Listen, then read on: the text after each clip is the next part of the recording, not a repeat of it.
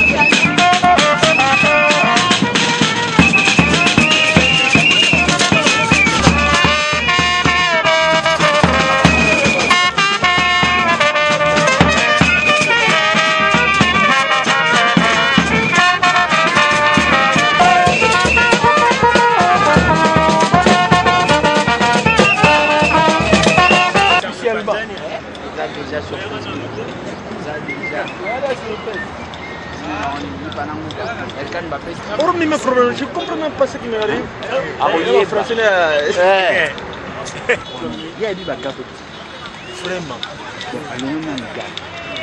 Bon, dans la mission en janvier, au long on que tous na misalati. Bon, Erkana ziwana nyonso. Ovandi na. Okanga photo. No caméra. Au caméra. Déjà Enzondo te? C'est ce type. Il y a tout ça programme. Nous n'avons pas de Jesco. Posso ma opiote? Posso la opiote comme elle est?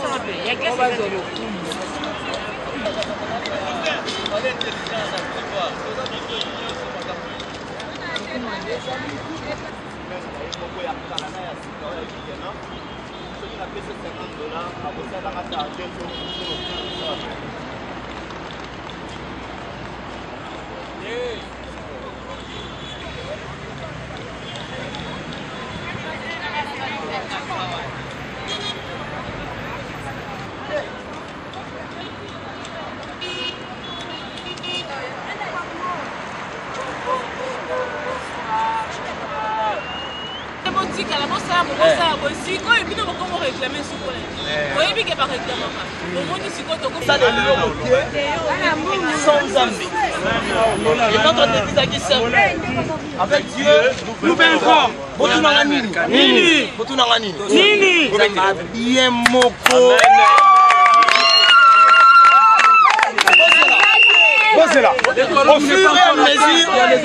Au fur et à mesure, tu Tambola. Alléluia. Je me rends compte d'une chose, c'est que l'Éternel est tellement merveilleux. C'est là.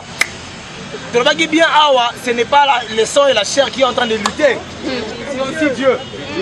Nous avons mal à mon la porte et si vous bien ça pratiquement. Et là on m'a les gelanga. Et si vous avez les colos au côté biso na ngolo nzambe. Avec Dieu. Avec Dieu. Avec Dieu. Nous allons prier. Amen. Et je vais vous dire un mot de remerciement à Dieu. Nous allons bénir le Seigneur. Pourquoi? Parce que il est le commencement et la fin. Il a commencé un processus que lui-même achèvera dans sa fidélité. Amen. Le Seigneur dans son amour, il ne regarde pas qui est musulman, il ne regarde pas qui est catholique.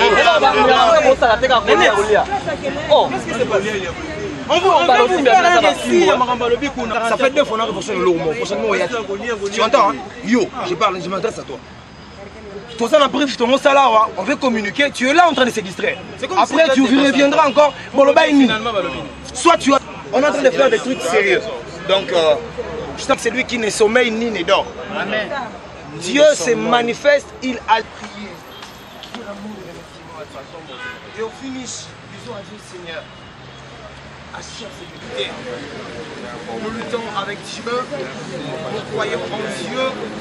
Nous nous appuyons en Dieu, nous comptons sur Dieu. La Bible dit, voici j'ai posé en Sion une pierre. Tout celui qui placera en elle sa foi ne sera point confus. Notre foi est placée sur l'Éternel, en l'Éternel. Le Dieu qui ne regarde pas nos tendances, le Dieu qui ne se souvient plus de nos erreurs. Parce que jour après jour, il renouvelle en nous ses bontés. Il est tellement merveilleux.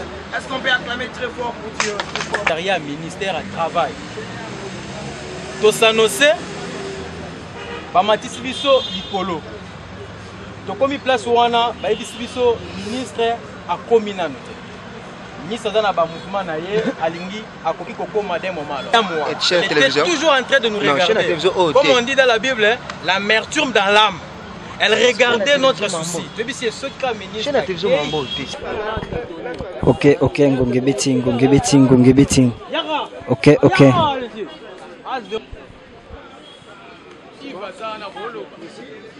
Au fait, il y a la démarche moko réfléchie. Démarche, il y a bateau bazana boania na mayele bao ba miyebi. Mutumoka mayele lobi connais-toi toi-même. Il faut mieba yomoko. Tous aurez revendiqué le Romoro depuis un moment. Je crois que vous êtes au courant que Nestlé Congo a Kangi. Nestlé Congo a za Mutoyo a Yamagi Biso na Musala, c'est-à-dire tous aurez qui bateau de notre manière que ça n'est pas Nestlé Congo. Alors, un matin, il a pris la décision de fermer Bakangi. Biso toza, babenga biso une force de vente, hein. Ba vendeur to couvrir la ville province à Kinshasa. Alors, tout ça qui n'a ici caté. Selon le calcul na bango, c'est comme si agent fictif. Au bazar agréé na Nestlé. Or cependant, tout ça bateau agence té, tout ça na sous-traitance té, tout ça bateau tout ça la pour na Nestlé. On gagne au bomoni. Ça fait 7 ans jour pour jour. On dit qu'on évalue, na ça 8 ans. Na mois de mai, l'année prochaine. Donc c'est comme pour dire, na numéro 1 à Nestlé, Tina Se Baye Binga. Je me dévoile. Pourquoi? Parce que Nganaza chef, il y a équipe au Nyons, ils m'ont mandaté. Toti, pour parler quelque part, je garde ce qui a été dit, c'est propre à nous. Mais, tous ont réclamé le Moko.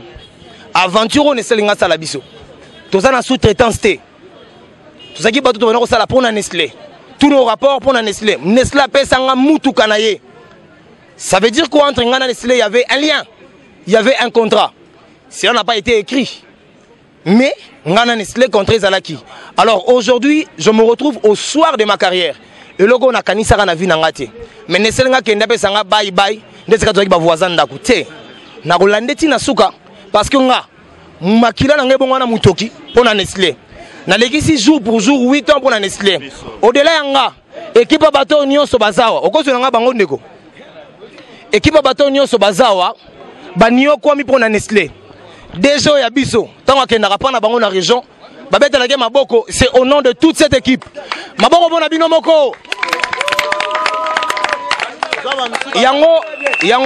Yango étant le représentant du syndicat, il y a des vendeurs, il y a Nestlé. Tolobi Boye. Namboko, la justice existe. Si l'injustice existe, la justice existe. On n'est pas seulement en train de lutter au travers du sang et la chair.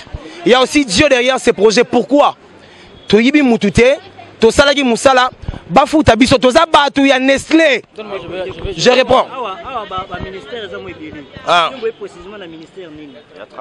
Touti na ministère, il y a travail. Pour nous repérer ça, détail Moussoussou. Mon ami, mon ami de lutte.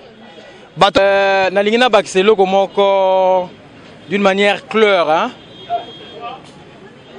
La raison de notre présence aux installations du ministère du Travail.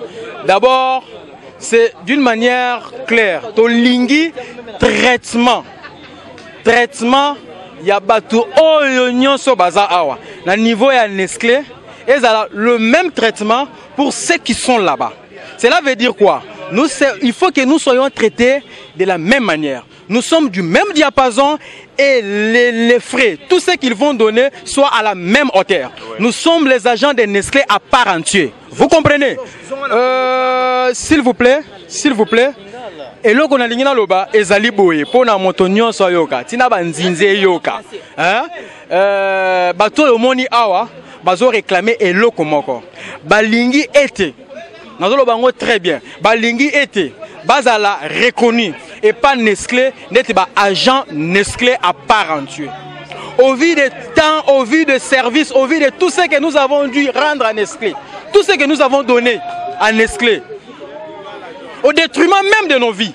Tu vois? Donc, même chose à la traiter à l'égalité. Oignon sur bazar qu'on a un immeuble blanc, un immeuble blanc à 14e rue. Donc, c'est ça. Voilà pourquoi nous sommes venus voir le ministre pour nous présenter en quelque sorte regret Nabiso, parce que nous en avons ras-le-bol à comprendre ceci Nabiso. Dieu soit loué, on a été reçus et nous espérons qu'aux jours à venir, seul Dieu connaît notre sort. C'est ça en tout cas.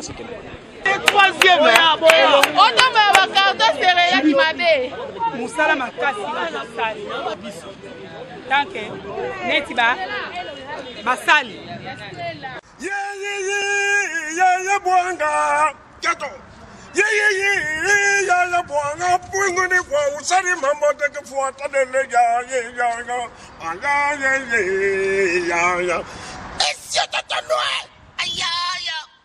Top Africa Magazine.